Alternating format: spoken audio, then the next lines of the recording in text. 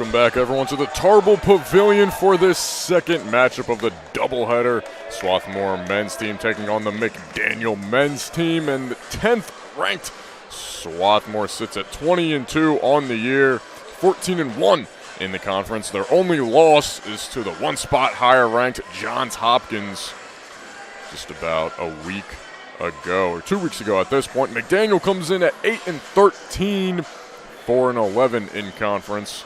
Swarthmore first in conference and 12-0 at home on the year.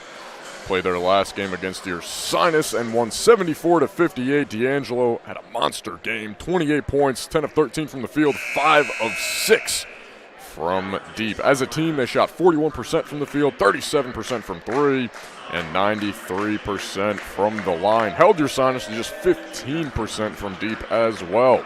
In their first matchup against McDaniel, they won 84-58, and D'Angelo, surprise, led the team with 22 points.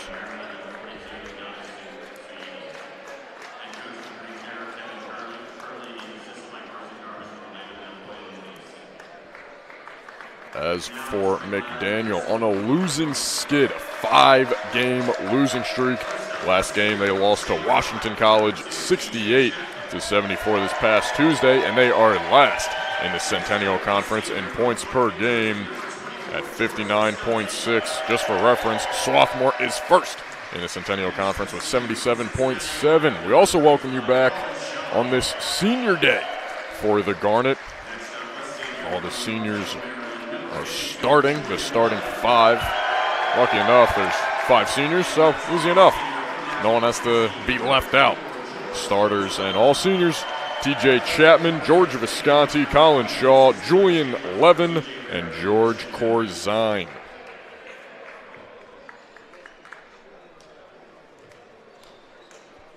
Just moments away from tipping off some top 25 ranking news. Number 7 Middlebury lost yesterday to unranked Connecticut College, and currently number 6 John Carroll is down at halftime. Last I saw, 36-44 to also unranked Ohio Northern.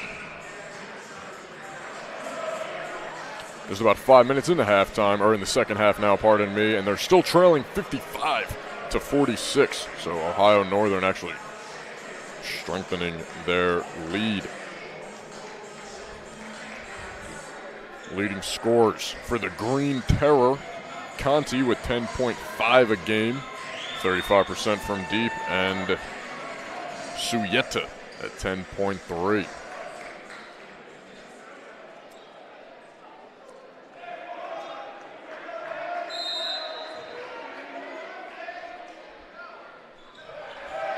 Tip is won by Corzine, and we're underway. Visconti controls it. They mentioned pregame how George Visconti started on that national championship run for the team. Started in the national championship that Swarthmore eventually lost, but was a starter and is 8th all-time in points for the Garnet. Looking for the high screen, dumps it off to Corzine, streaking, missing the layup, gets his own rebound, a fight for it, and actually gets it stripped right away from him by Charles Conti.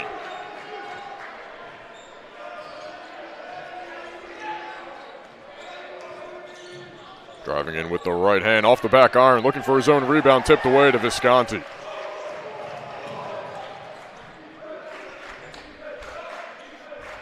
Levin, usually the heart of the bench mob, gets the start today.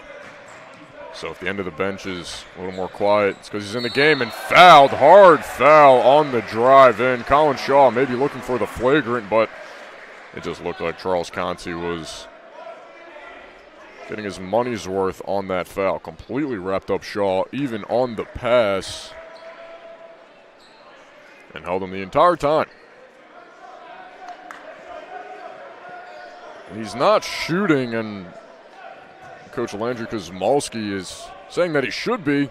I agree. I thought the foul was called as he was going up to shoot, and the only reason that it didn't seem more clear that he was shooting is because he had his arms being held down against his will. So anyway, Visconti rises for 2 and hits it anyway.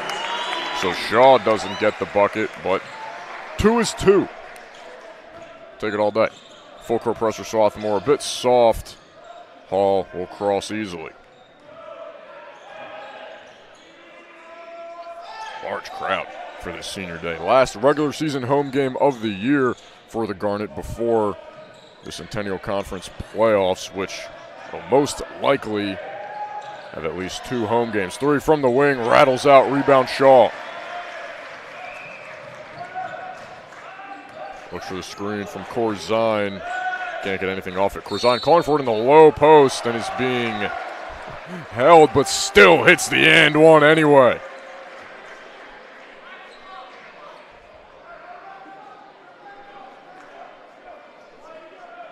And again, I apologize. Thought they were going to give him continuation.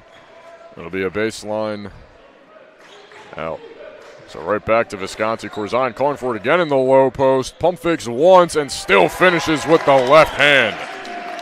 Giannis Suyeta just no match for George Corzine.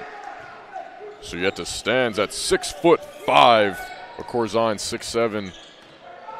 That advantage is all he needs and was in complete control on the low block. That was guarding Suyeta. Suyeta looking to answer and cannot. Blocked by Corzine. Ball on the floor. McDaniel will keep possession. Shot clock does not reset, so 5 seconds remaining. Not sure even if their head coach realized. Ooh, crosses over, step back, mid-range, falls. Tough move from Lauren Hall. Pass up to Levin. Levin, the right-handed hook, and it's good.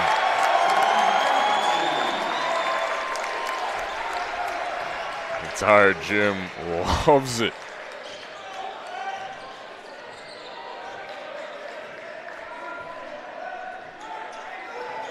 Hall brings it across, is looking for his big man on the low post, gets it to the corner. Now Suyeta backing down Corzine, can't hit the right-handed hook, rebound Levin.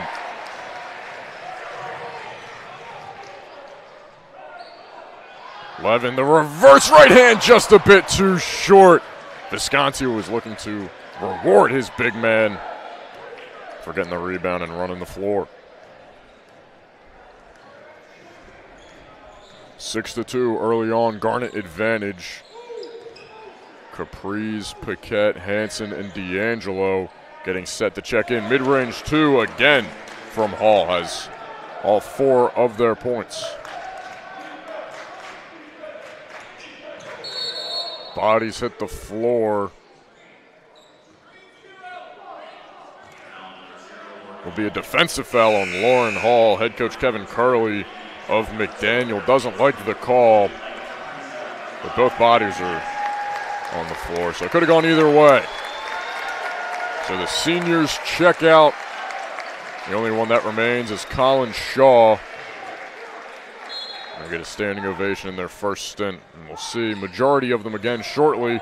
But Vinny D'Angelo, the team's leading scorer, just hit 1,000 points a few weeks ago in his career. The junior drives in with the right hand and finishes at the rack, slicing through the defense. Full court press, a bit more aggressive now for the Garnet. Paquette tried to trap Hall off the inbound.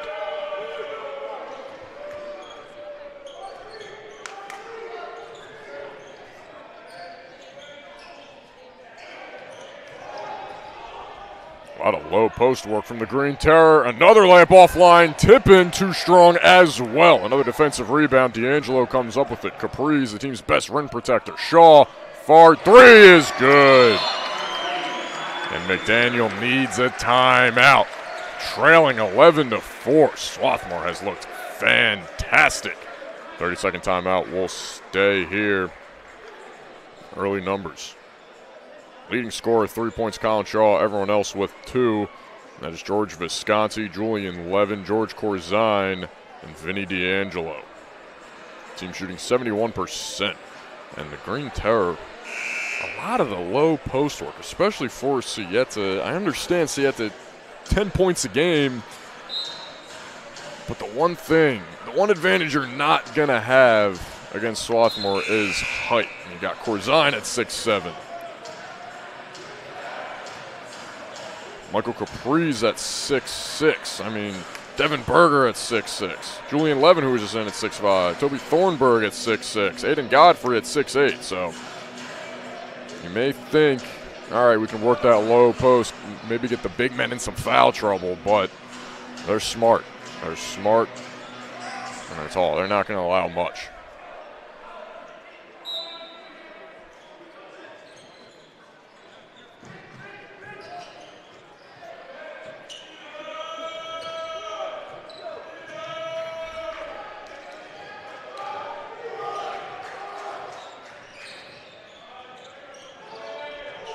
McDaniel looking for some consistency on offense.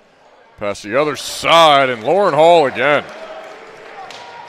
6 points for Hall, 0 for the rest of the team.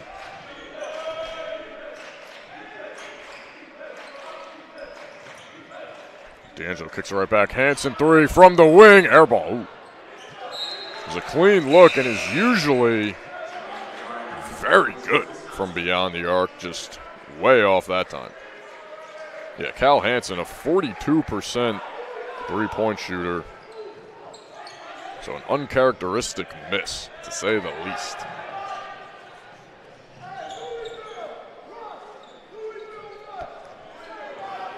.45 remains in the first half. Another low post touch from McDaniel, this time guarded by Visconti. Gets him in the air and draws the foul. That'll send Russell Dandridge, 6'3" sophomore from Maryland, to the line for 2 free throws. Visconti played solid defense, just maybe lunged a bit too much. And Dandridge was smart to draw the foul. Hits the first and is going against what every coach teaches when you're kind of playing basketball growing up, and bend the knees on free throw attempts. Just no need for him. Keeps him completely still. It's all upper body, all in the arms.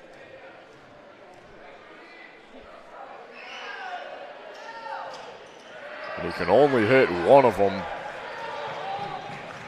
Visconti was looking for Hanson, gets it to D'Angelo, right back to Visconti in the low block. Post fade and gets it. Hits it over David Smoot the third.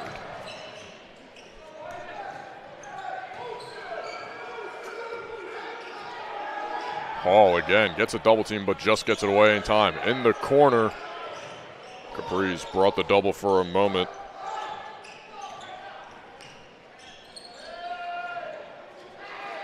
Miscommunication between teammates. Both kind of look at each other, confused right after. Dandridge thought that Sieta was going to post up. Sieta went to offer the screen for Dandridge, and ball just softly rolls out of bounds.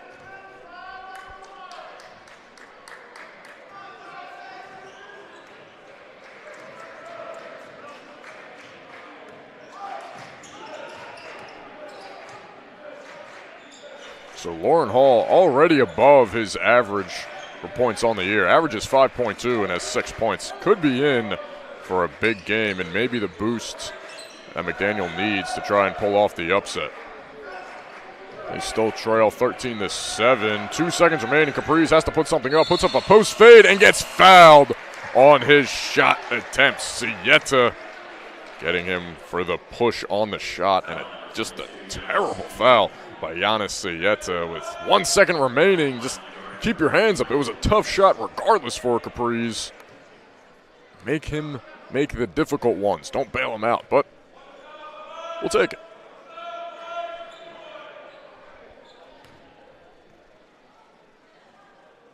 Capri's hits the first.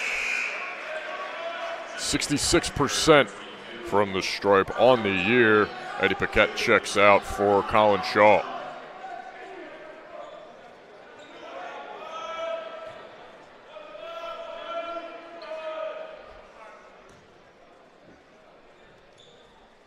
Second free throw rattles out. Rebound McDaniel.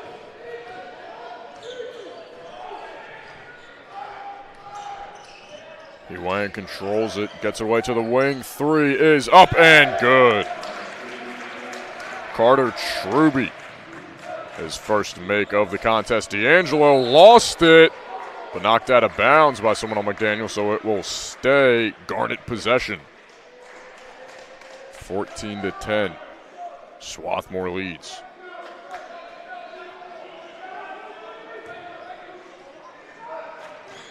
Visconti finds D'Angelo.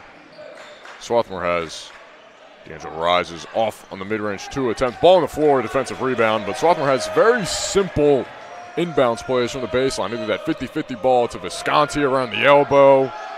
When D'Angelo kind of pops out along the baseline in the corner, just that I feel like they work almost 95% of the time, keeping it simple and making it work. Just love to see it. Don't need to overcomplicate things. Hall looking to continue his scoring streak, fades away. His shot just rims out. D'Angelo comes up with the tip ball rebound, pushing the pace the other way. Looking to create a fast break of his own. Can't get the and one, but draws the foul and will head to the line for 2.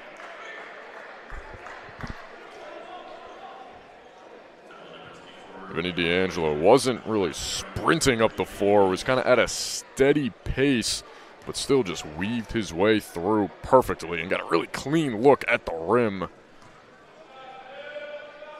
Just couldn't convert. Cannot hit the first free throw as well. 79% from the stripe on the air. Michael Caprice checks out. George Corzine back in.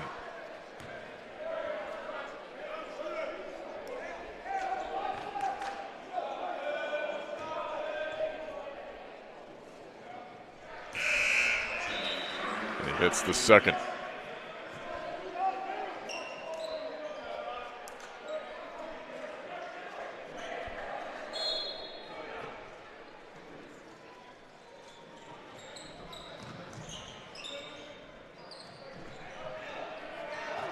Full court press still for the Garnet. Not much pressure usually when it gets to a close game. If they continue the full court press, it's more high pressure, just kind of lull them to sleep in the first half, and then when they don't expect it in the second, then send the pressure, start sending the blitz. Right-handed floater, too strong off the glass. Shaw just gets it away before possibly being called for the travel. Paquette gets blocked on the other end by He Wang. Was trying to convert on the 1-on-3 fast break.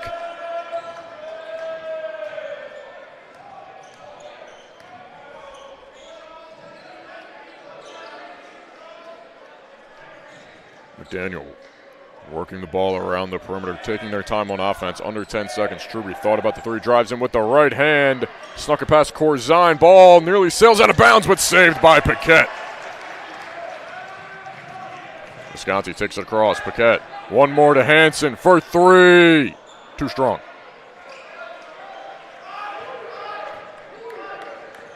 Hansen just a bit off today from beyond the arc. Again, a 42% three-point shooter on the year, and that one much closer than his last one. That was an air ball, but still usually just money from deep. Ball popped up and saved by Truby. Under 10 seconds on the shot clock again. Ignores the screen, dumps it off to his big man, and Paquette draws the charge. Back-to-back hustle plays by Eddie Paquette, getting in front of Dorrego at the very last second, and then before saving the ball from flying out of bounds. Tell you what, this McDaniel bench, they got a lot of reserves down there. I think they're running out of chairs. So if anyone gets in foul trouble for this team, they're fine, they're set. D'Angelo looks for the screen from Corzine again. Wanted Corzine to roll off, but didn't really have anything. With the left hand, though, off the glass. Thought that ball was going to get blocked or even just a better contest, but D'Angelo with a tough finish. 17-10. Swarthmore looking to build a lead, trying to get it to double digits, up by 7. Currently stuck at half court. And stolen ball on the ground. And bodies collide. Lauren Hall looks like he took a hit to the face. He is covering up right above the S. Seems to be in some pain.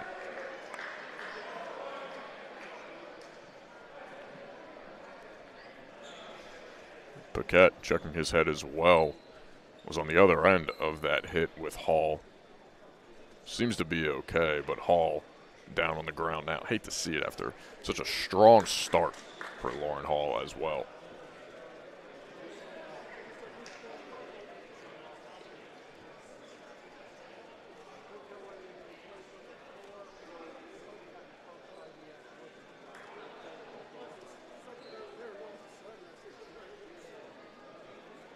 Doesn't seem to be bleeding, so maybe just a bit hazy if they're taking the strong hit to the head. We'll step away for a moment. 17-10, Swarthmore leads.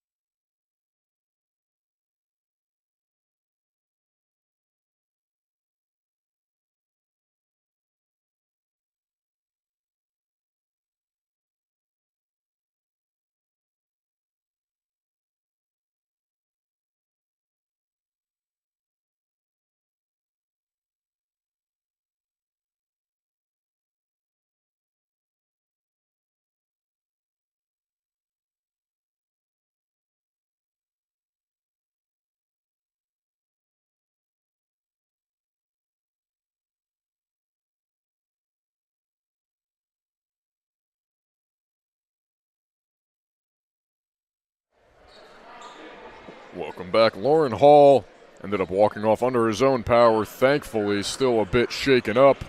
Hopefully can return in this game, most likely in the second half. Hopefully he can avoid any head injury, or any injury for that matter. As we reset, TJ Chapman checks in for the Garnet. D'Angelo, Paquette, Shaw, and Corzine, the other four. Charles Conte still looking to get on the board, gives it away. Double team in the low post, kicks it away. Top of the key, three, too strong. Offensive rebound and fouled on the offensive rebound by Corzine. Russell Dandridge, pardon me, comes down with the rebound.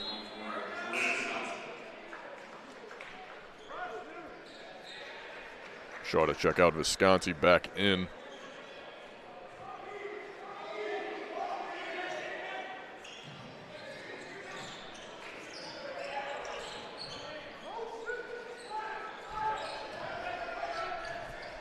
Wing three falls.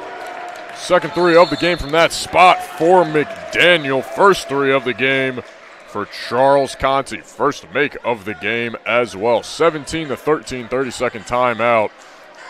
Swarthmore still leads, but a bit of a struggle getting clean looks offensively. Shooting 53%, so not bad, but just feels like they're leaving some points on the board where it could have strengthened this lead, could be a 10-point lead, maybe more.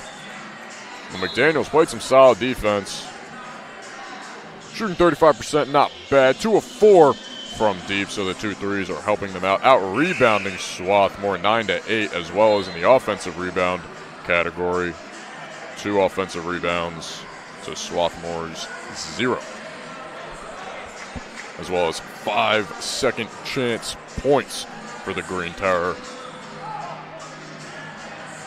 But they're already at 6 personal fouls, so the next one will put the Garnet in the bonus for the remainder of the first half. Swarthmore, luckily, only at 2 total personal fouls. Dump pass into D'Angelo, wide open, too easy. The assist from George Corzine. Looking to get it in, needs to get it in quickly, forces it to Conte. Conte right back to Truby. Conte was being hounded by TJ Chapman.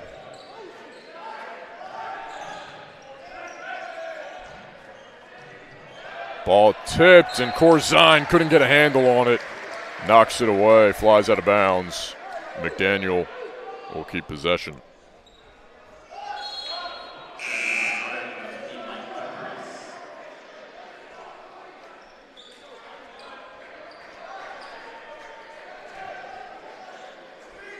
Capri's in for D'Angelo, gives him a breather, pass into the low block and finishes Russell Dandridge. Just killer when you get a pass in the low block and off an inbound that easy.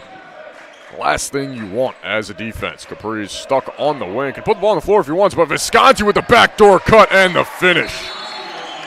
Lulled his defender to sleep and just cut at the perfect moment. A full timeout on the floor, so we'll take a short break. 21-15, Swarthmore leads. Stick with us on the Centennial Conference Digital Network.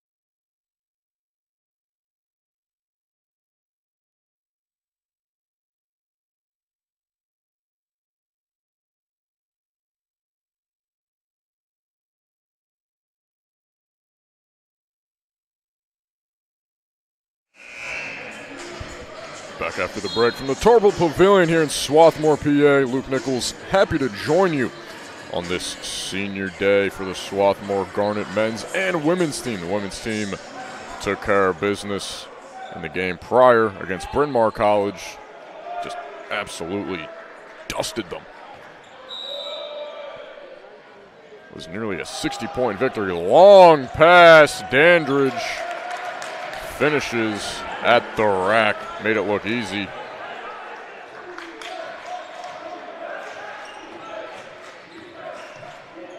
Corzine on the wing, looking for Capri's down low. He's fighting for space, has a seal if he wanted it. They couldn't get it to him, though.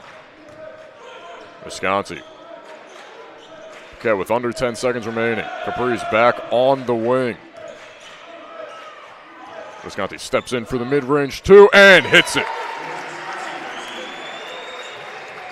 The main reason he's in a 1,000-point score for the Garnet, just the mid-range area. He is so good for him. 23-17, McDaniel is staying in it the entire time. Dandridge thought about the three.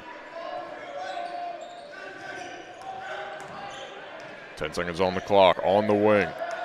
Gives it right back. Truby looking for Sieta in the post. Has a lane to the rack. Gets the bump. Too strong on his layup attempt. Great defense by Visconti. Capri's with a lane to the rack. Can't finish with the left hand. Just didn't put enough on it.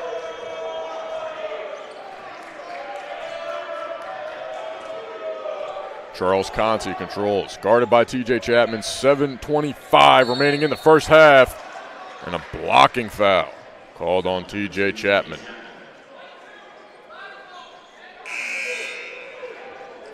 Four new substitutions for the Garnet. Aiden Godfrey, Cal Hansen, Vinny D'Angelo, and Colin Shaw.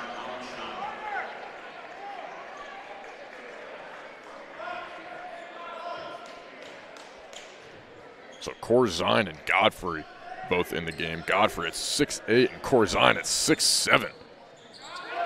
Doesn't matter. Charles Conti still finishes at the rack. Kind of hesitated in air and made all the difference. Shaw was looking for the backdoor cut, was guarded well by Christian Taylor. D'Angelo contested three, gets fouled on the three-point attempt. David Smoot the third. Not a fan.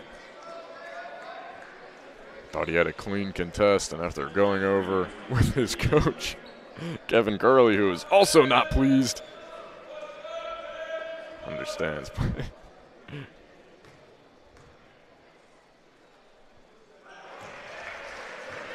D'Angelo split his first 2 free throws. Looking to go 3 for 3.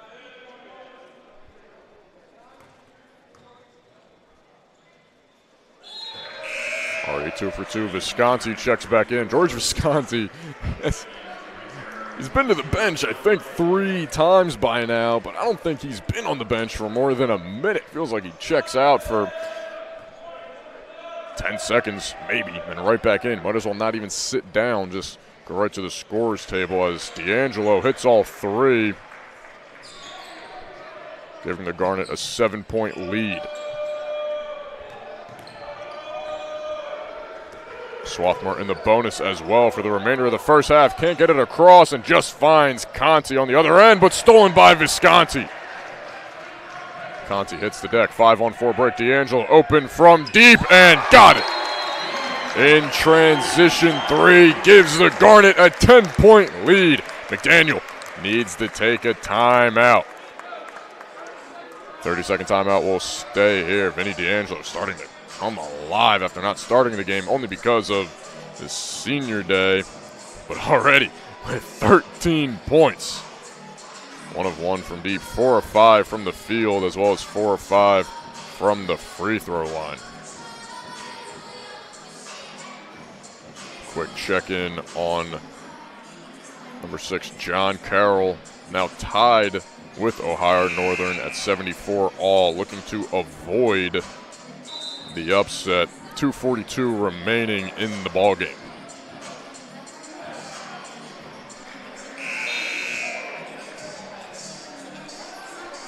Both teams exit D'Angelo. Will stay in the game along with him. Aiden Godfrey, Cal Hansen, George Visconti, and Colin Shaw. Visconti is perfect from the field as well. Has played the most minutes out of anyone at 11 minutes. Is 4 for 4 with 8 points. And also has 3 assists.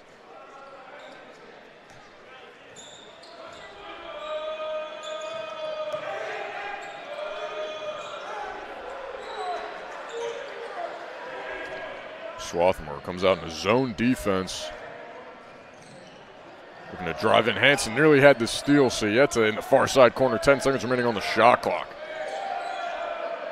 In the high post, kicks it open for 3. Got it. Giannis Sayeta knocks down the triple.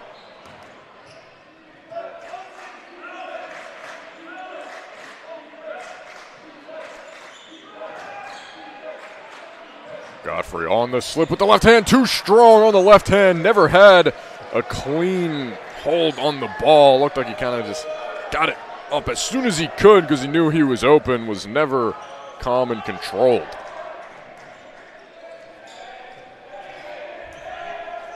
Taylor controls it. Looked like Dorrego was yelling at him just to stay there.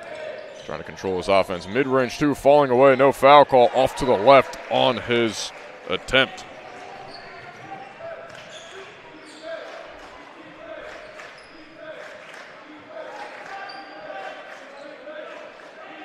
Hansen hesitates, drives in, pulls right back out, and stolen from behind. Somehow kept alive by Conti. Flying in and doesn't finish right at top of the rim and out. Just smoked a wide open look. Godfrey on the wing. Right over to D'Angelo, who hit the 3 from that wing a few minutes ago. 5 minutes remaining in the first half. Backdoor cut to Shaw. Couldn't get a clean hold of it. McDaniel pushing the pace again. Good transition defense from the Garnet, though. Recover quickly.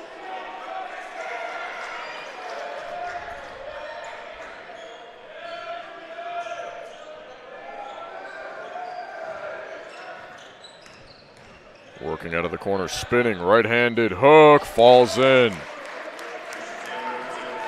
Christian Taylor with the deuce, 29-24. Down by 5 for the Green Terror.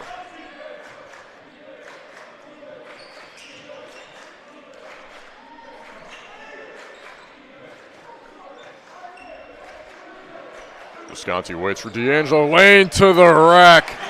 And just too easy. A great off-ball screen. Coach Kosmalski wants a timeout. 31-24. A D'Angelo gets that open. It's just way too easy. 30-second timeout. We'll stay here. Vinny D'Angelo up to 15 points, 5 of 6 from the field. Pardon me. As for the rest, George Visconti with 8, Colin Shaw with 3, Levin with 2, Corzine with 2, and Michael Capriz with 1. Go over some numbers for McDaniel. Charles Conti with 5 points, but he's been getting a lot of usage, 26%. The only one in front of him is Lauren Hall at 38%. He had nearly all of the usage when he was in. Still does not seem ready to return. I do not see him in the team huddle. Actually, I do. He just got his warm-up on and his hood up, so would not imagine he returns at least in this first half. 4:06 remaining in this first half.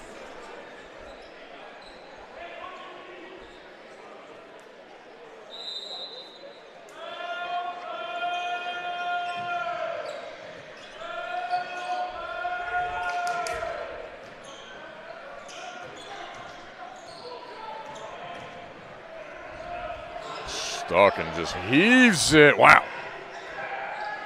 The third play like that where someone on McDaniel is stuck right behind half court and just kind of heaves it to that wing and just barely kept alive. Offensive foul. Ball sails out of bounds anyway, but an offensive foul called on Jadel Dorrego. Just shoved Hansen out of the way. It didn't really matter. Didn't need to do that. The ball wasn't close to him. Even when he reaches out with his 6'6" frame, couldn't get to it.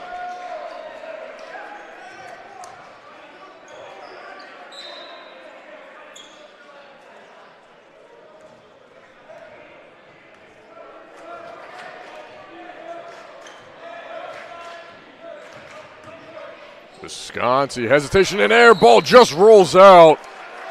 But a foul called on George Corzine as he was fighting for the offensive rebound. They get him on the push.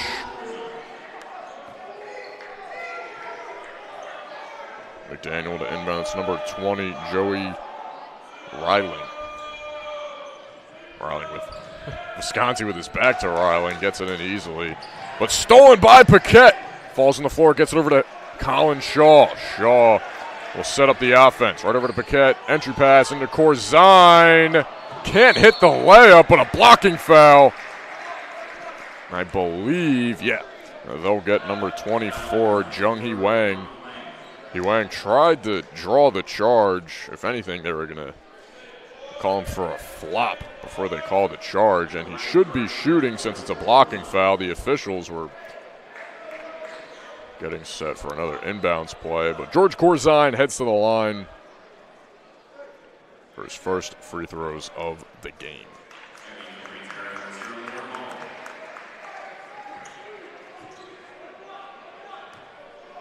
A 1-and-1 opportunity for Corzine, 59% free throw shooter as he hits the first. One of the more awkward looking free throw shots you'll see, but as long as it works, as long as it falls, does it really matter? 2 for 2 from the line. Swarthmore looking to regain that double-digit lead they had a few minutes ago. 33-24 they lead, just around 3 minutes remaining in the first half. Taylor waits for his offense to get set. So over to that far side wing. Sieta with a lot of touches in the low post. Gets it away. One more to the corner. Open three. Hits it.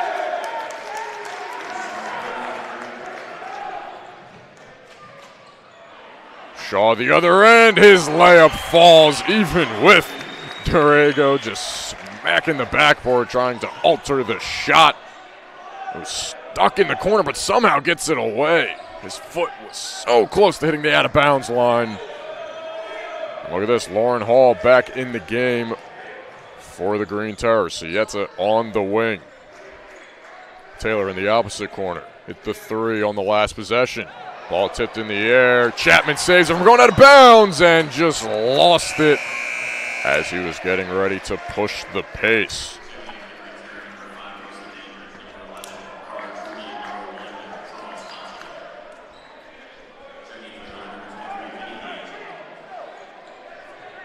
So McDaniel will keep possession. Carter Truby to check.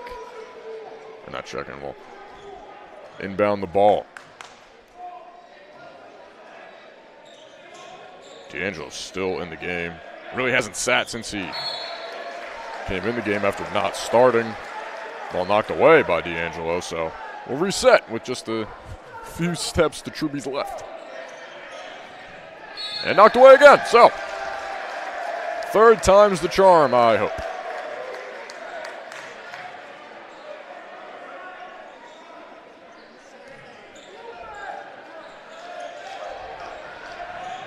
Long pass to Hall, who just brings it in with one hand. Driving the other way, trying to fight through, knocked away, and Garnet possession. Chapman got a hand on it, and Hall just kind of batted away, maybe hit off his foot out of bounds. He doesn't agree with it, but I can't imagine that he would.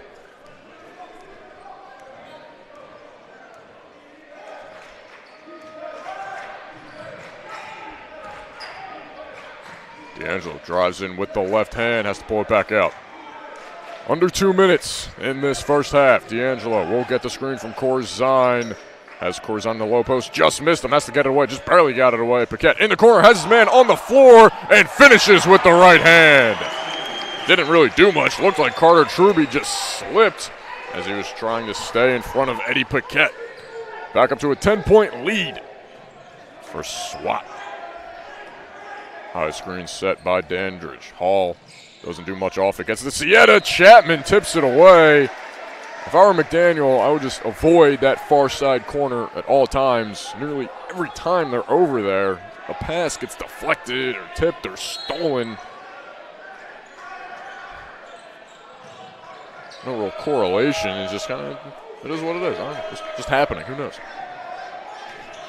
Chapman guarding Conti. Conti gets it away to Sieta. Under 10 on the shot clock. Got to start moving. Mismatch in the low post. Gets it away. Top of the key. Hall drives in. Bumps off Paquette. Mid-range two. Short. Rebound tipped away. And will stay. I don't know. I don't know. It looks like number 5, Russell Dandridge, was trying to hit it off for Corzine. Corzine was trying to just grab it and bring it in. But the way Corzine's hand was the right hand, kind of moving towards out of bounds, I guess that made the difference. Right-handed floater, too short. Corzine just tips it, and Paquette standing out of bounds as he gains possession. So, a fresh 30 seconds for McDaniel. 1:01 remaining in the first half. Hall to inbound. Conti runs across, can't get it to him, but Sieta lost it. Visconti comes up with it, gets it quicker to D'Angelo. 2-on-1 break. Chapman flies in with the left hand and finishes. Off the assist from Vinny D'Angelo. Timeout on the floor called by McDaniel. 39-27, they trail. We'll take a short break. Stick with us on the Centennial Conference Digital Network.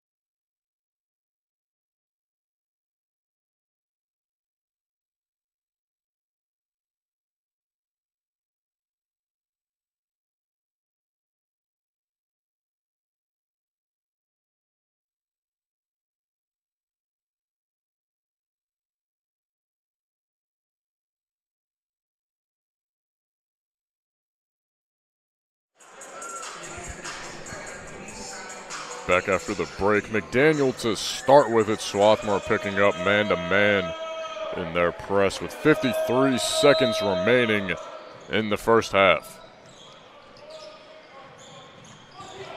Ball nearly thrown away, trapped in the corner. Wow, Sieta somehow comes down with an outlet pass to his teammate, and Dandridge finishes after Visconti flies by.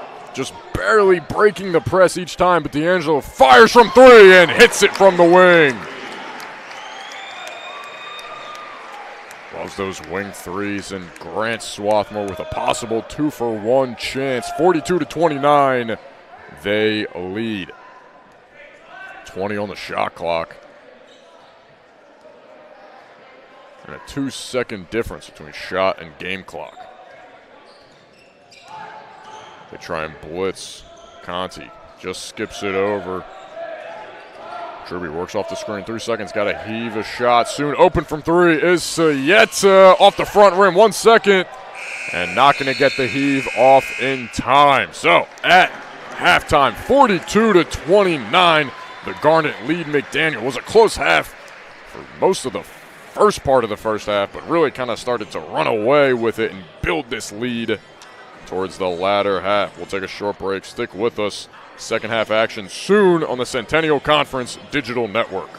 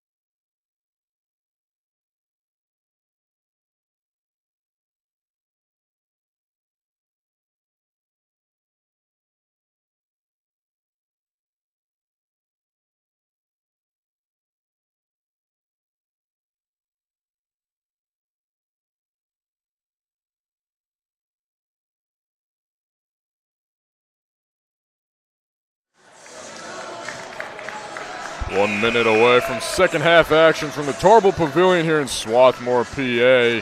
Quick update on that number 6 ranked John Carroll and Ohio Northern game. Barring anything unforeseen and just ridiculous, looks like number 6 John Carroll will survive, leading 93-89 with 2 seconds remaining in overtime. So Ohio Northern nearly sneaks away with the big-time upset, but just falls a bit short. Truthfully, I'm still a bit confused as to how Swarthmore is first in the Centennial Conference, but 1 spot behind Johns Hopkins in the top 25 national rankings, but we'll see come tournament time. Some numbers for the first half. Swarthmore shot 64% from the field, 60% from 3. 3 of 5 attempts, even 77% from the line, and 7 for 9. Got out-rebounded by McDaniel, 14-12. 0 offensive rebounds for the Garnet, very uncharacteristic. But currently with their largest lead of the game, 13 and leading, 42-29. 21 total bench points as well for Swarthmore, and only 3 turnovers. So efficient in all aspects of the game so far. And D'Angelo starts the second half with 18 points. Could be one of his highest scoring games of the season if he continues at that rate. Hall, his shot just pops out.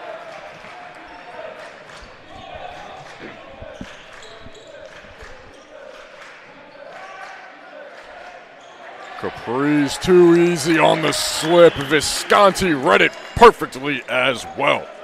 44-29 now. Breaking the ice in the second half. Hall going to continue his high usage rate. So yet to double team. Capri's runs away, now just guarded by Visconti. Truby tries to work off the screen. They're going to skip it over and work the perimeter again. Under 10 seconds. Got to start moving quick. Off this screen, dumps it off. Open 3 from the top of the key, just rims out. Sieta had a clean look, already has 1 3 in this contest. Couldn't hit another. D'Angelo in the low block and gets the layup, although kind of fading out of bounds. Made it look much easier than what it actually is. It was pretty much under the backboard and still finished with the right hand. Impressive stuff. Now with 20 points. Truby again. Bench pass in the low post, fouled by Visconti. He knows it. A bit too aggressive going for that steal. Offered a bit too much of the body against Sieta. So first foul of the half for George Visconti and this Swarthmore team. Hall to inbound, looking for Conti. Conti wasn't ready for it. Hansen comes up with it. 2-on-2 fast break. Conti gets a piece from behind, and Hansen called for the travel. Great recovery defense by Charles Conti, although trailing Hansen just barely got his own hand in there and avoided the foul.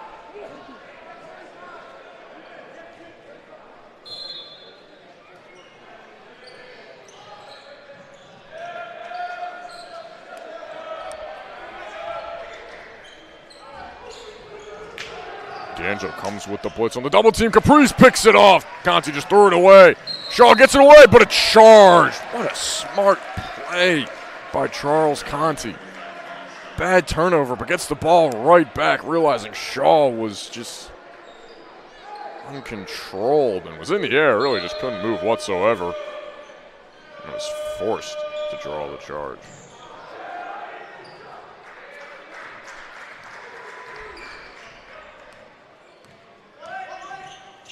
Driving in, gets past Hansen. Pass along the baseline, but good recovery by Swarthmore. Open 3 for Sieta off the back iron. Rebound for Smoot the third. 15 seconds on the shot clock. They have time. Conti on the wing, guarded by Colin Shaw. Shaw, great defense, but a better pass and another smoked layup by Sieta. not his first, but it feels like McDaniel has just had some wide open looks and cannot convert. Capri's fouled on the inbound. No shots, but Sieta taking accountability for it. Clearly had his arm just right through Capri's, nearly had it just right through his jersey. 46-29, Swarthmore threatening, opening up a 20-point lead with a three. D'Angelo nearing the corner, trying to direct traffic. Has a lot of space in front of him if he wanted to try and take Smoot the third off the dribble. Now from deep and off the front iron and out. Capri has tried his best to keep it in. Sails out of bounds.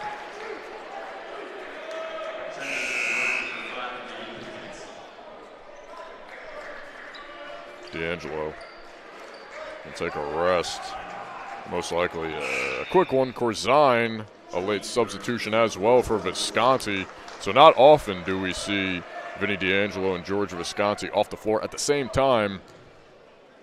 I'd have to imagine 17-12 remaining right now. By 16-12 at the very latest, one of them will be back in the game.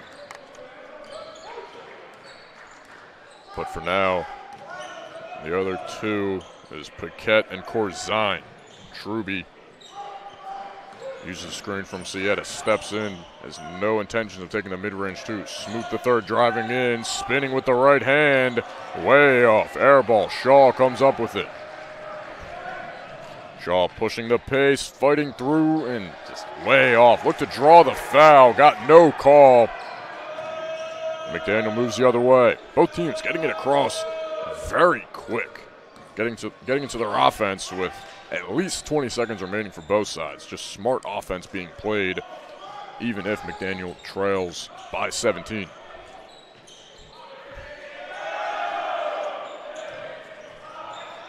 Conti tried to fit it into Sieta and stolen by Capri's. Hansen and Paquette were in the vicinity as well. Paquette will slow it down. Gets a screen from Corzine. Hansen has space, spots up from deep, and hits it. His first three of the game was wide open and opens up a 20-point lead for the Garnet. I was wrong in my assumption of 16-12. One of Visconti or D'Angelo will be back in, but Visconti now heads to the scorer's desk. And another steal. Hansen on the floor, comes up with it and gets it away to Paquette. What hustle from Cal. Hansen, Paquette the other way, gives it off to Shaw. Shaw drives in, thought about the mid-range too. Gets it over to Corzine. Shaw from deep, hits it as well. Back-to-back threes for the Garnet.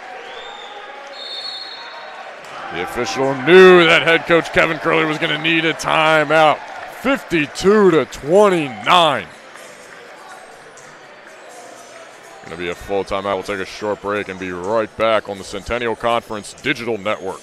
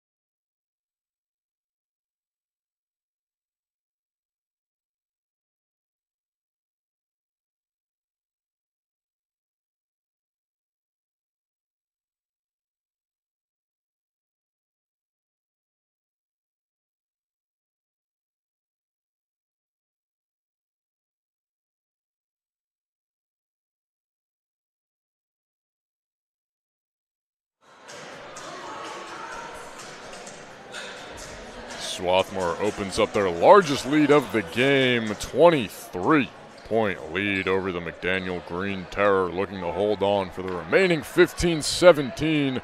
Luke Nichols happy to join you on this senior day from the Tarble Pavilion on the Centennial Conference Digital Network. Truby just barely gets it in. Gets it right back from Dandridge.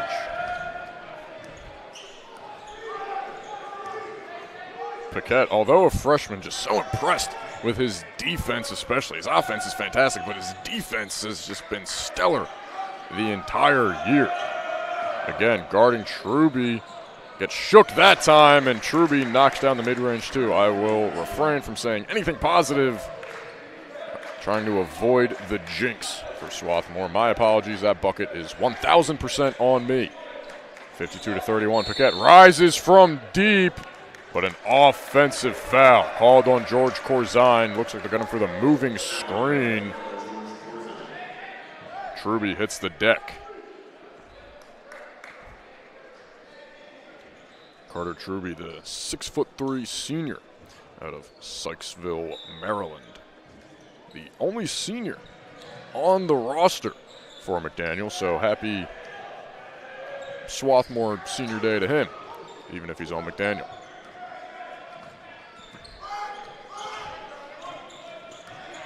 Lauren Hall trying to shield off Paquette, has to get it away.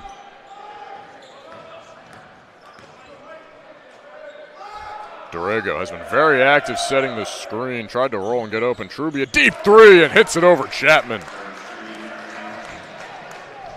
Carter Truby starting to come alive. 5 straight points for him.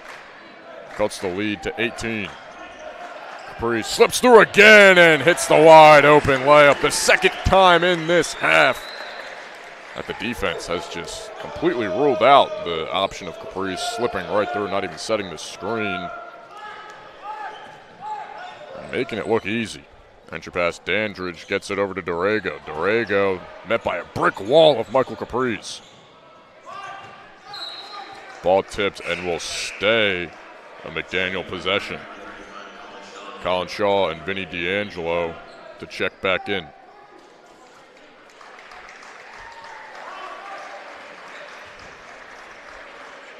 Capri's, a surprisingly quiet game on the boards. Only 1 total rebound for him, but 3 assists.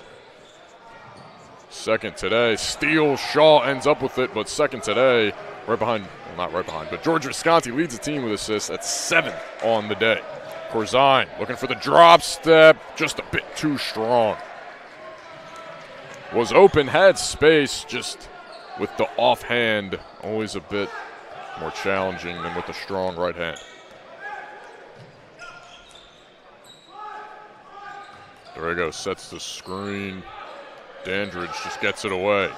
Carter Truby looking to continue his own personal hot streak, but Dandridge in the corner didn't even look at the rim, was open from 3 if he wanted it. Offensive foul.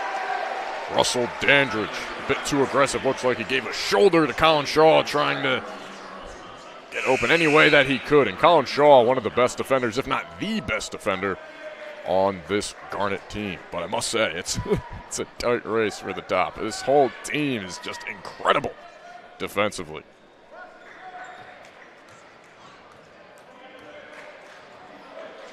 And don't just take my word for it.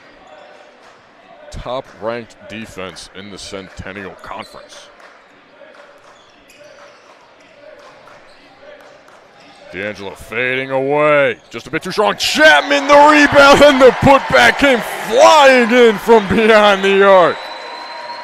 Sending at 5'10", the shortest player on the Swarthmore team, but a huge putback. Oh, man, came out of nowhere, was hanging in the air as well.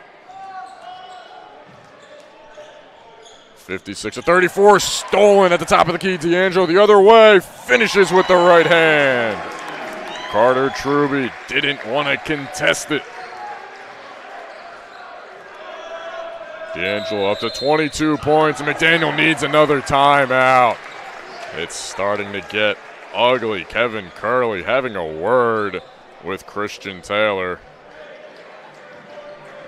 We'll take a short break. 58-34, Swarthmore, the major advantage.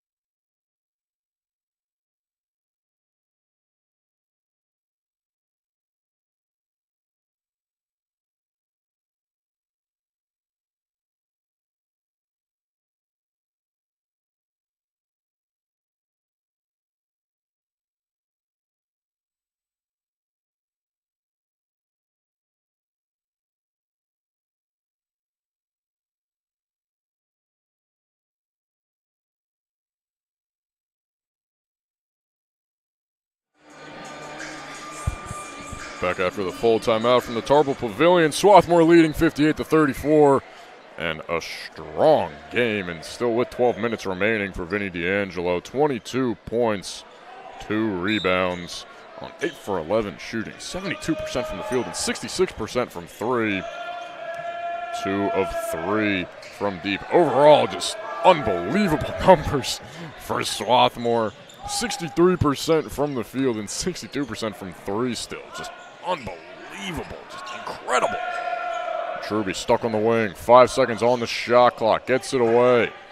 Behind the back pass, tried to get flashy. Hall's got to heave it from half court. Oh my goodness, Lauren Hall. You know, it looked good off his hands, but I didn't think it had a chance. My goodness, what a shot. This is a complete prayer from half court from the S, and banks in for 3. So 58-37. As long as it goes in, like I keep saying, if it goes in, does it really matter how you get it in? Shaw thought about the 3 from the top of the key, hands it off to D'Angelo. Under 10 on the shot clock. Caprice on the low block, gonna have to go to work.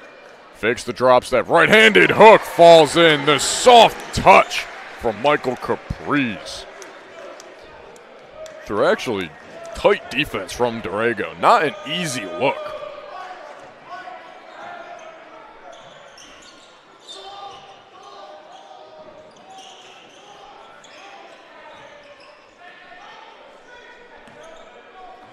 Down 60-37. McDaniel still going through their offense, going through their motions, taking their time in no rush whatsoever. And a foul in the backcourt called on Russell Dandridge. Lost the ball, ran right into Cal Hansen.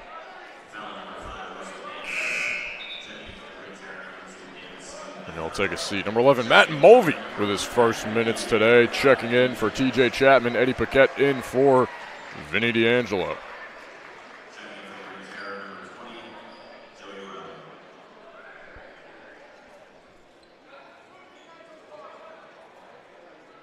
Turnovers starting to catch up with the Green Terror. 8 turnovers alone in this second half, and 16 in the game. Ball lost, and right back to McDaniel. So as I mentioned, turnovers, Swarthmore commits 1. Again, my own fault.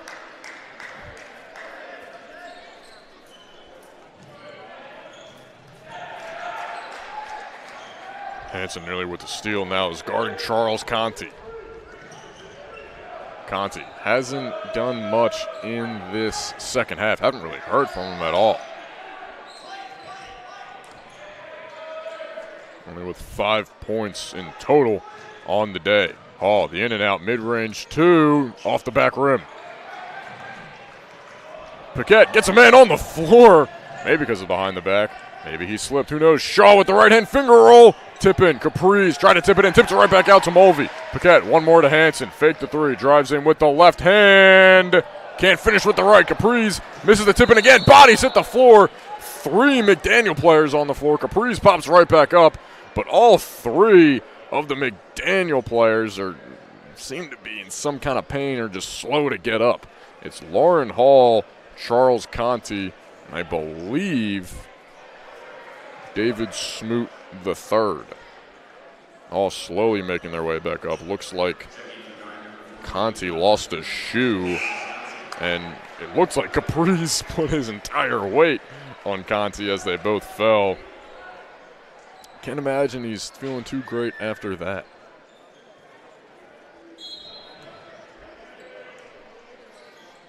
$12 total steals for the Garnet as well. Just barely get it in though. Visconti gets it. Pass was intended for Mulvey. But 12 total steals and 7 already in this second half. The defensive numbers have been spectacular, and the offense has been nearly even better. Paquette on the assist to Visconti. A lot of these just kind of, either it's a slip or a backdoor cut or working off an off-ball screen, has been the perfect offense for Swarthmore. A lot of wide open looks right at the rack. I cannot imagine Kevin Curley, head coach of the Green Terror, is too happy about that. But a foul on the floor.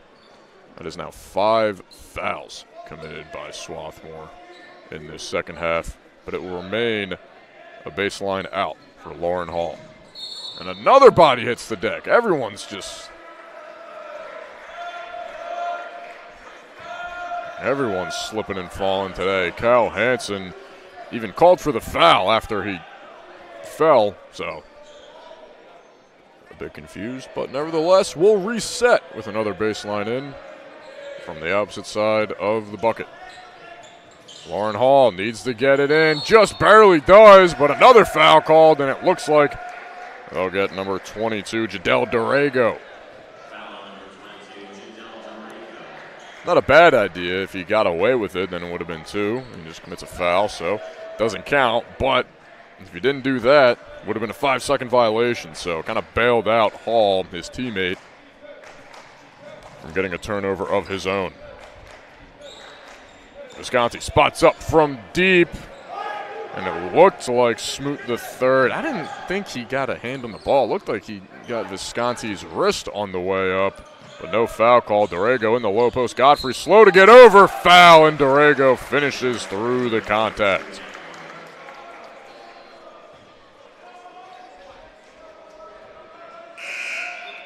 Jadel Dorrego with his first bucket of the game. But he also has 3 personal fouls, so has to be careful the remaining 8:49.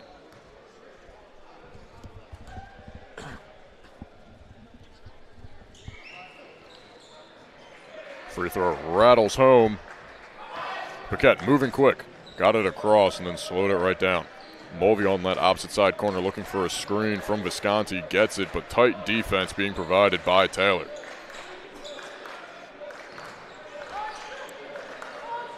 Another backdoor cut from Hansen, too strong on the layup, tipped away. Mulvey ends up with it in the corner.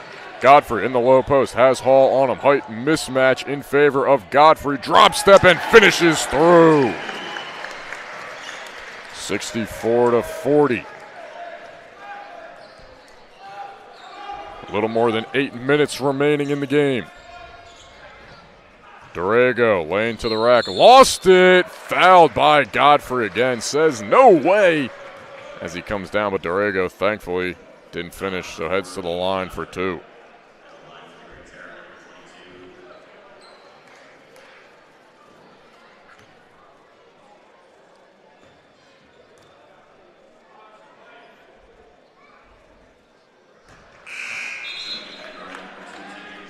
Hits the first. George Corzine and TJ Chapman back in the game for the Garnet.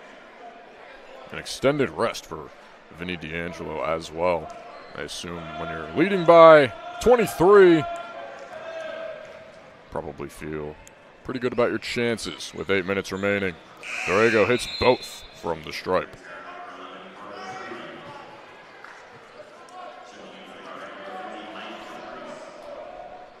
Jadel Dorrego is 3 for 3 from the free throw line, but is only a 48% free throw shooter, so 3 straight will most definitely get him above 50%.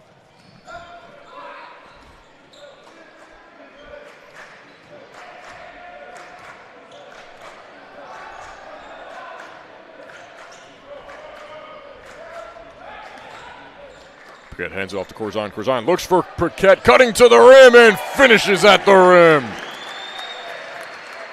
Such an important aspect for an offense. Just when you pass the ball, don't stand still. Continue to cut through. Find a lane to the rack. Just find an open area anywhere. Eddie Paquette did that masterfully. Open 3. Off the back iron. Long offensive rebound for Smoot the third. Dorrego sets the screen for Truby.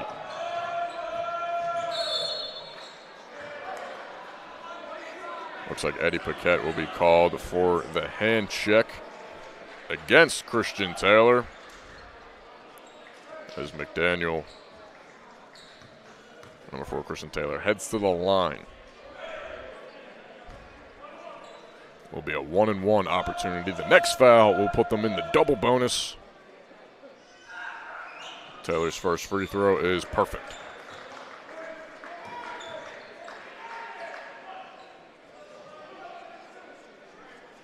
Christian Taylor, a 72% free throw shooter.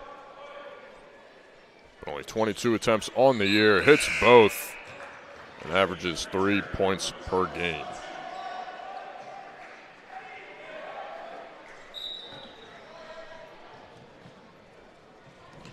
Corzine allowed to run, looking for somebody, finds Paquette. Paquette gets his legs taken out. And more bodies hitting the deck. Paquette and Smoot the third both get up and both kind of sharing a laugh and a smile.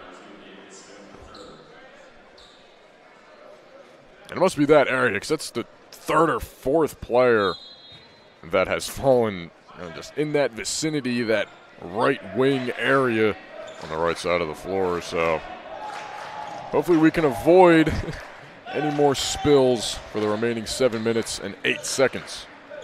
Paquette crosses over, drives in, has to kick it out to Mulvey. Spots up for three. Off the rim and out. Corzine tried to tip it to a teammate, but it ends up in the hands of Hall. Hall streaking the other way, hands it off to Dorrego. Dorrego fights through the contact and is fouled again. So a lot of fouls being committed in these last 4 minutes for the Garnet.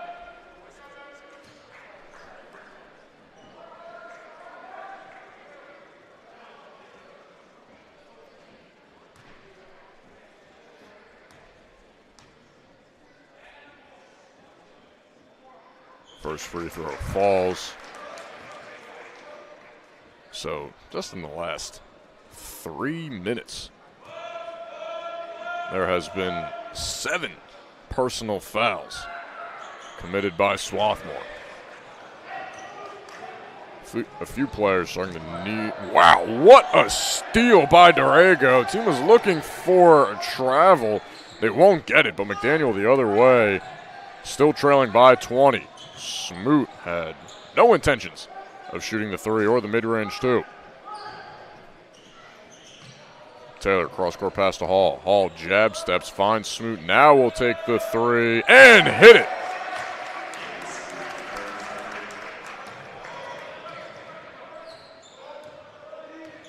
Smoot, a 28% three-point shooter, but was wide open, had to take it that time. 66-49, Chapman spots up for the mid-range and hits it. Off the handoff from Corzine, found an opening and didn't pass it up. Open three, too strong from Conti. Capri's with the rebound. Capri showing off some emotion, telling his team, let's go, smacking the ball on the way down. Love to see it. Corzine calling for it in the low post, guarded by Hall. Capri's will swing it over to Mulvey. Tried to slip again, now posting up. Paquette not really moving in the corner. Not much movement at all from the Swarthmore offense. Capri's with the left hand, and it falls after a few bounces on the rim. Looked like he was being held by Jadel Dorrego, but no call. We'll take the two regardless. 70-49, the Garnet lead. Hall going to take his time, and McDaniel really needs to start working with some urgency. They've had some success these last few minutes getting to the line, but still need to pick up the pace if they wish to come back. Reverse layup is good from Christian Taylor.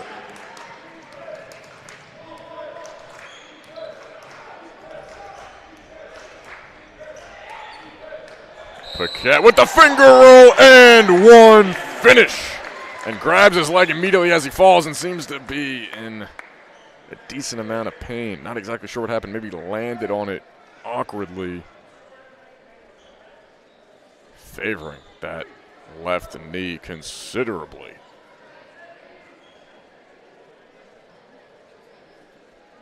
Athletic trainer making her way over to Eddie Paquette.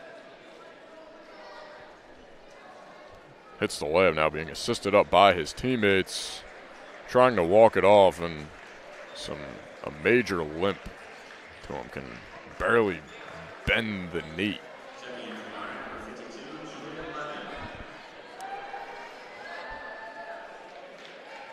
So Julian Levin will check in the game, not for Paquette, or we'll have to wait to check in the game for Capri's.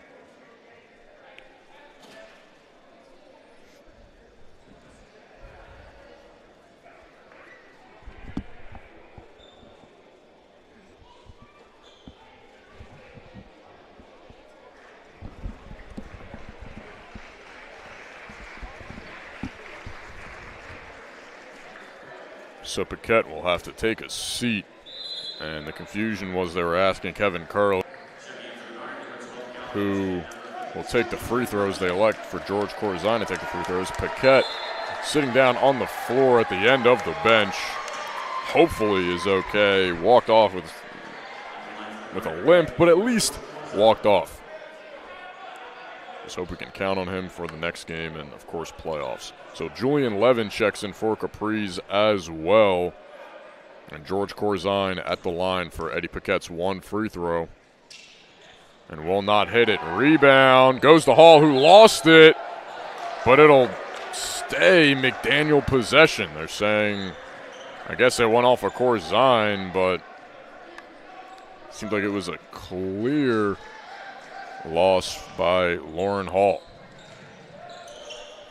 Under 5 minutes in this second half. TJ Chapman, George Corzine, Cal Hansen, Matt Mulvey, and Julian Levin, the 5. If anything, a good foul committed by TJ Chapman. McDaniel had number 4, Christian Taylor, wide open under the basket.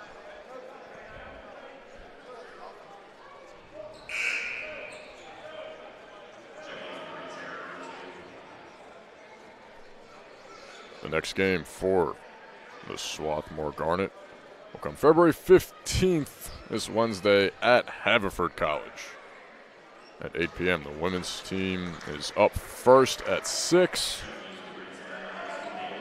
And the men will follow short after.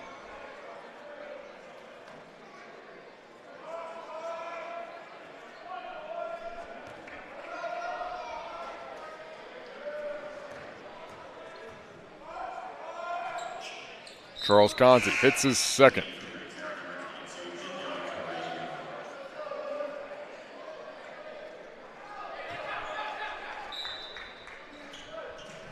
Levin to inbound. Chapman nearly got it stolen away. Keeps the possession alive. Triple teamed as he crosses half court. Gets it away. Over to Corzine on the floor.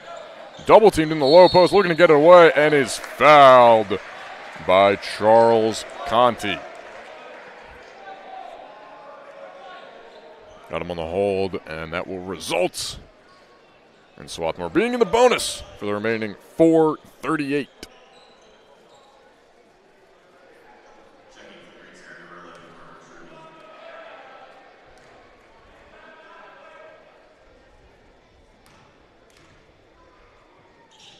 One and one chance, knocks down the first.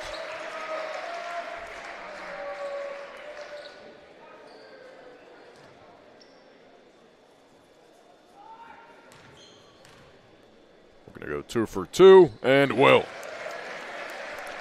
Hits his first 2 attempts, misses the one after the Eddie Paquette and one, and right back to both.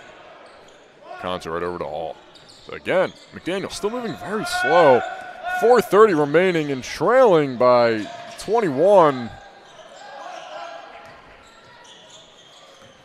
Can't be too picky about which shots to take. Hansen ends up on the floor. Dorrego! Ooh, looks like Levin got a hand on it, but Jadel Dorrego finishes through anyway. Dorrego with a strong second half so far. A few trips to the line. And his second made shot. Good for 7 points on the day. Corzine stuck in the low post, looking for some space. Puts up the left-handed hook. Not enough, but Levin, the offensive floorboard. Chapman open from deep. Hits it. The hustle from Julian Levin, and even Corzine, the tip. Levin just finds an open Chapman. Great movement without the ball. Extending this lead yet again, 77-55. And my apologies, Dorrego, 9 points on the day. Hall drives in, finishes the right-handed layup through Corzine with the English off the glass as well. TJ Chapman now up to 9 points on the day. Timeout called by the Garnet, just a substitution timeout, as Coach Kosmalski's feeling a comfortable win now in the game for the Garnet. Number 22, Matt Ward. Number 10, Quay Agoyo. Number 53, Toby Thornburg. And number 31, Devin Berger.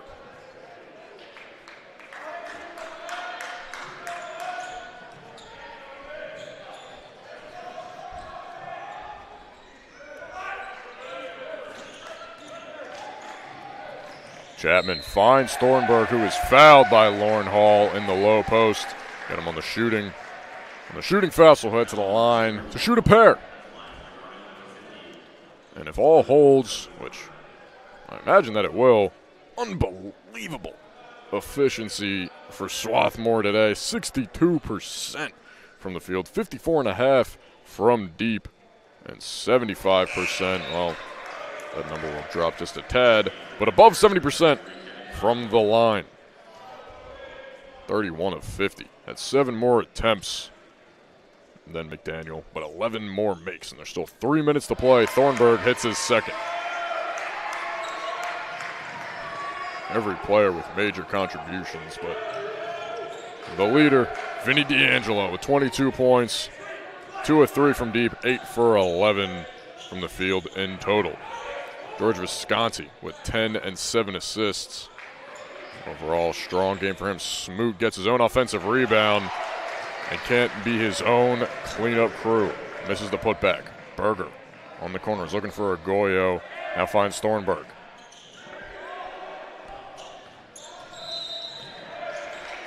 Swarthmore looking to bleed this clock, but won't be able to do that with Chapman getting fouled. And he'll head to the line for a 1-and-1 chance.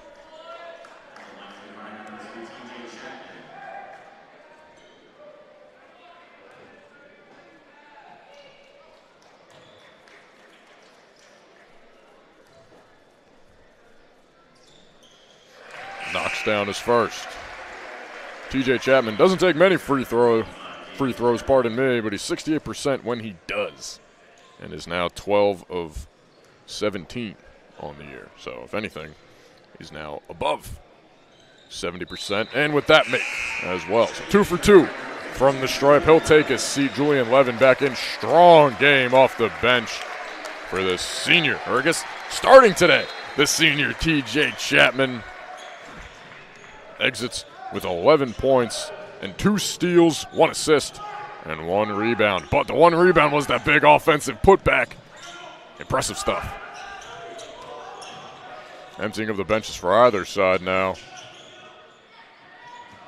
Goyo saves it, gets the steal right over. What an athletic play from Goyo. Got a hand on it and just tossed it right back in to Levin, and fouled at half court by Christian Taylor. First minutes of the game for David Kearney and number 33, Kevin Connolly, for the Green Terror. Goyo at the line for 2. Cannot hit the first.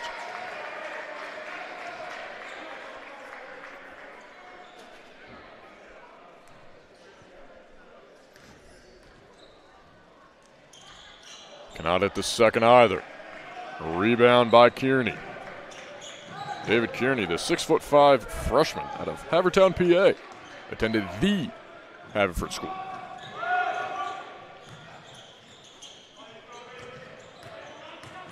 In the low block, spinning right-handed post look, too short. Rebound on the floor and fouled again in the backcourt.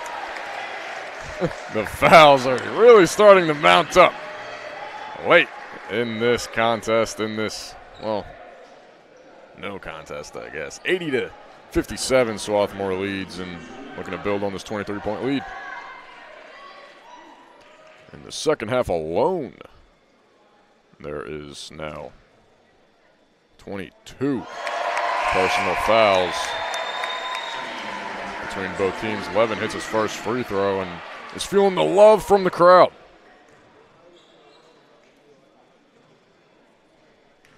In total, there's 35 personal fouls between both teams, and Levin knocks down both.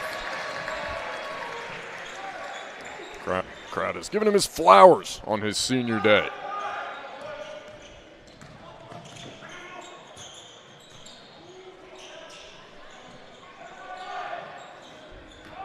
Drives in with the left, looking to finish with the contact, and fouled again. So Kevin Connolly will head to the line. I believe they'll get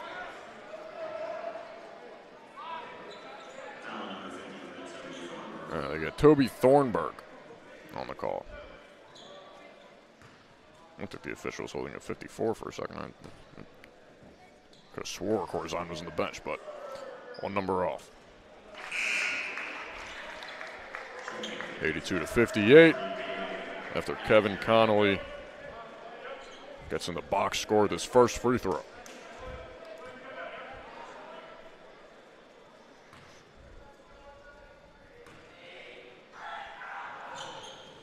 Can't hit his second. Long rebound from Matt Ward.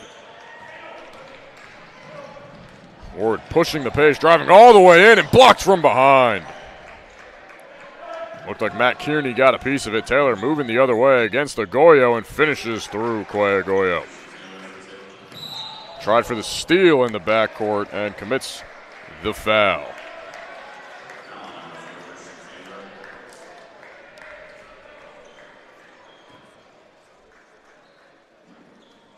Five.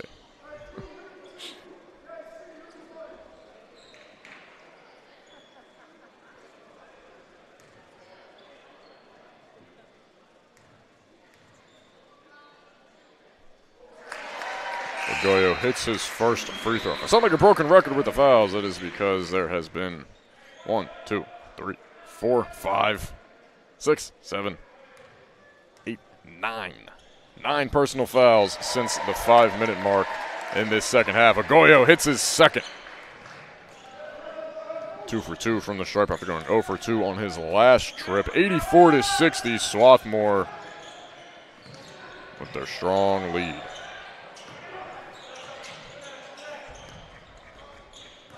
On the wing against Thornburg, gets him in the air, kicks it to the corner, one more to the wing, under 10 on the shot clock, puts up a prayer off the back iron and out. Thornburg the rebound up to Agoyo.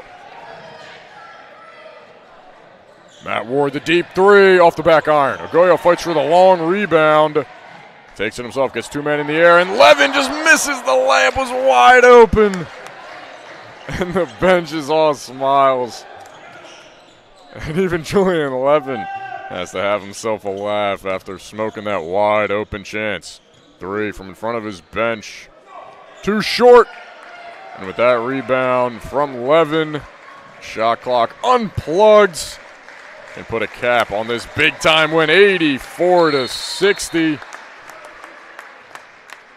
And it's not over yet. Julian Levin will get his standing ovation.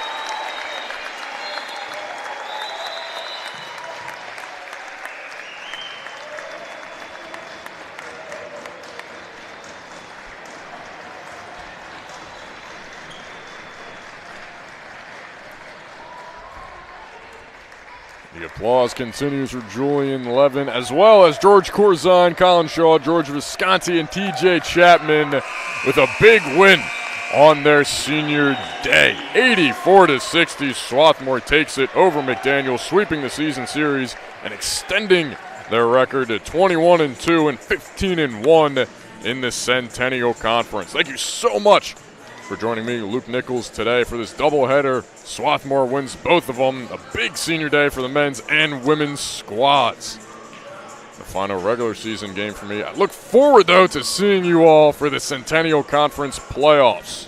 Have a great day.